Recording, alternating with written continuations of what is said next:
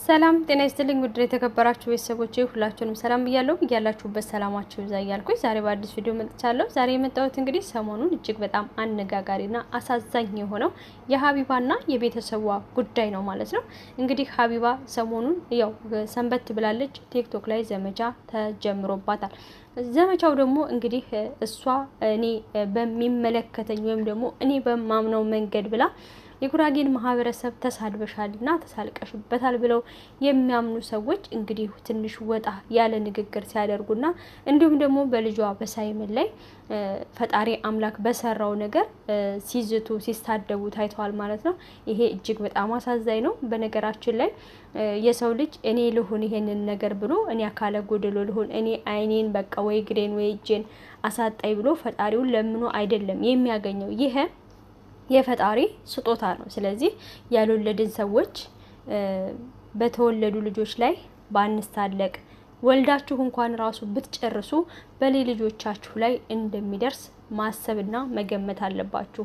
እሷ በጣም ጎበዝ፣ በጣም ጠንካራ፣ በቃ እንጃ የእናቶች ልክ ነች ሀቢባ ማለት ነው። እውነቴን ነው የምላችሁ። በጣም ጎበዝ፣ በጣም ጠንካራ ነች። ስንቶች አሉ አይደል እንዴ እንደዚህ አይነት አካል ጉዳተኛ ልጆች እያላቸው ቤት ውስጥ የተደበቁት እያዘሉ እየታቀፉ ስንት መከራ ሲቃያቸው ዳይፐር እየቸገራቸው ሰው እንዳይባቸው ቤት ውስጥ ቁጭ ያሉት ለምን? እሷ ደግሞ ይሄንን ነገር የተናገረችው የእሷን ጥንካሬ ሌሎች አይተው ሌሎች በርትተው ልጆቻቸውን እንዳይሸማቀቁባቸው በልጆቻቸው እንዲኮሩ ልጆቻቸውን ወደፊት እንዲያወጧቸው ልጆቻቸው ወደ ትምህርት ቤት እንዲሄዱ ያደረገች እጅግ በጣም ጎበዝ ጀግና እናት ነች። በጣም ጀግና ብዙ ሰዎችን እየረዳች ነው። ሮብሮ ወይም ደግሞ ማክሰኞ ከሰዓት የስፔሻል ኒድ ልጆችን እርዳታ የምታደርገው ሀቢባ ራሷ ስላለባት ስላሳለፈችው ችግር ሰዎች ምን ያህል እንደሚቸገሩ ስለገባት ነው። እሷ ያንን ጊዜ ስላለፈችበት ነው። አንድ ሰው የሰውን ችግርና የሰውን ስቃይ የሚረዳው በነዛ ሰዎች ጫማ ውስጥ ራሱን አድርጎ ሲመለከት ነው። ሀቢባ ችግሩን ስላለፈችበት ለልጇ የከፈለችው መስዋዕትነት ስላለ እሷ ደግሞ ለነዚህ ስፔሻል ኒድ ላላቸው እናቶች ቆማ ድምጽ የምትሆን እርዳታ የምታሰባስብ አይዟችሁ፣ በርቱ፣ ወደፊት ውጡ፣ ልጆቻችሁ ትምህርት ይሄዱ ብቻ እንዴት ብዬ ልንገራችሁ ፊዚዮቴራፒ ይስሩ እያለች የምታበረታ ጅግና ነች። ይቺ እናት ነች እንግዲህ ትናንትና ባልተማሩ ምንም በማያውቁ ሰዎች ስትዘለፍ ልጇ ሲዘለፍ እሷን እንደፈለጋችሁ በሏት። ልታጠፋ ትችላለች፣ ልትሳሳት ትችላለች። ሰው ፍጹም አይደለም። ተሳድባም ተሆነ አስቀይማችሁም ከሆነ እሷንና እሷን የሚመለከት ነገር ለምን አላደረጋችሁም? እንዴት ነው ማሰብ የተሳናችሁ? ልጇ ምንም የማያውቀውን አላየ አላነበበ ምን አላለ ልጇ ምን አደረጋችሁ? አንዳንድ ጊዜ እኛ ሀበሻ ችግራችን ምንድነው መሰላችሁ? የሆነ ጊዜ ከሰማን የሆነ ችግር ከተፈጠረ ወይ ከተሳሳትን ያችን አምጥተን ስስ ጎናችንን መንካትና በዛችሁ ማሸማቀቅ ነው የምንፈልገው።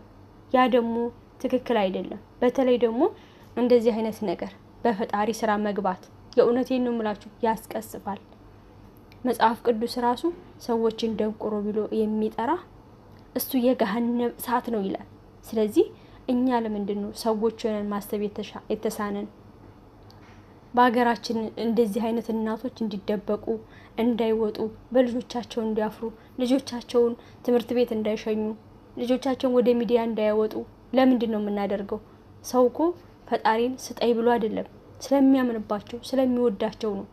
ጠንካሮች ናቸው ብሎ ስለሚያምን ፈጣሪ ሰጣቸው። እንደዚህ አይነት ልጆች ደግሞ በጣም ጀንትልና በጣም ጎበዝ ናቸው። ነገ ተነጎዲያ ሳይመን ትልቅ ሆኖ ትልቅ ደረጃ ደርሰው እናንተን እነዚህ ታትማሩ የቀራችሁን ያልተማራችሁ ብትማሩ ኖሮ እንደዚህ አይነት ቃል ካፋችሁ የማይወጣ ባለጌዎችን መርቶ ወይ ደግሞ የሆነ ደረጃ ላይ ደርሶ እናንተ ቁጭ ብላችሁ ለማየት ያብቃችሁ። ታዩታላችሁ። የእውነቴን ነው የምላችሁ ታዩታላችሁ። ይሄ በጣም ብልግና ነው። ከአንድ ኢትዮጵያዊ የማይጠበቅ ስድነት ነው። እቺ እህታችን ልታጠፋ ትችላለች፣ ልትሳሳት ትችላለች። እና ልጇ ምን ቤት ነው? ልጇ ምን አገባው? በቃ እናንተ አንድ ሰው ሰብራችሁ ከሚዲያዋ ማጥፋት አንገቱን ደፍቶ እንዲቀመጥ። እሷ ደግሞ አትሰበርም።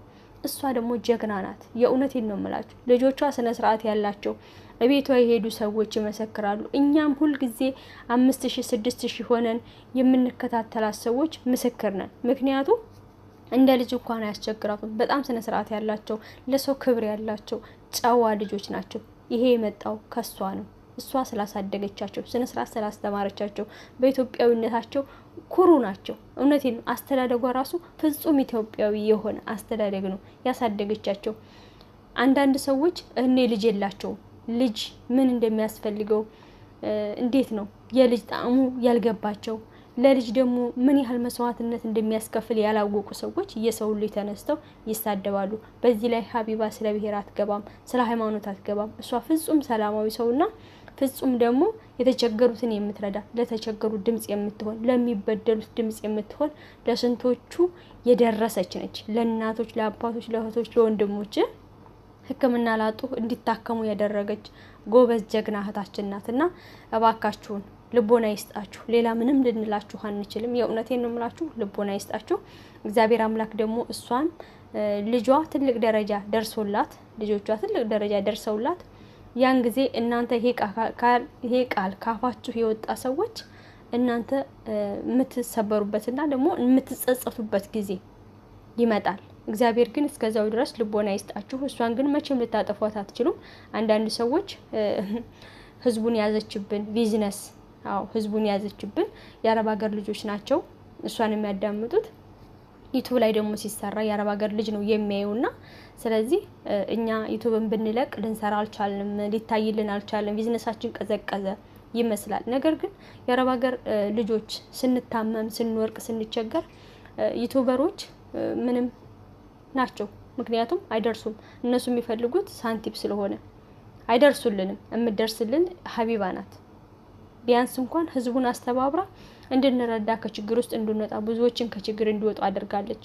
ስለዚህ በቢዝነሳችን መጣች፣ በእንጀራችን መጣች፣ በጉሮሯችን መጣች፣ ከሚዲያ ትጥፋልን ነው ዘመቻው። ስለዚህ እሷ ደግሞ አልጠፋም ስትላችሁ በልጇ በስስ ጎኗ መጣችሁ።